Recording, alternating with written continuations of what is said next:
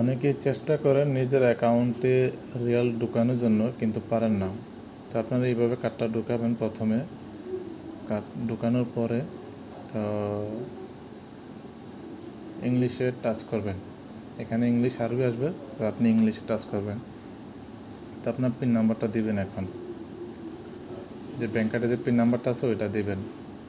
তারপরে এই যে এখানে টাচ করবেন ক্যাশ ডিপোজিট, তারপরে এটা আমাদের টাচ করবেন অ্যাকাউন্ট লিঙ্কে, এখানে টাচ করবেন। তারপর আপনি যত টাকা আপনি আপনার অ্যাকাউন্টে ঢুকাইতে চান আপনি তত দিতে পারবেন, সমস্যা নেই। যেভাবে রিয়ালটা দিবেন সুন্দরভাবে সোজা করে। তারপর কিছুক্ষণ অপেক্ষা করুন। একদম সহজ, একবার দুবার দেখলে একদম সহজ, কঠিন কিছু না।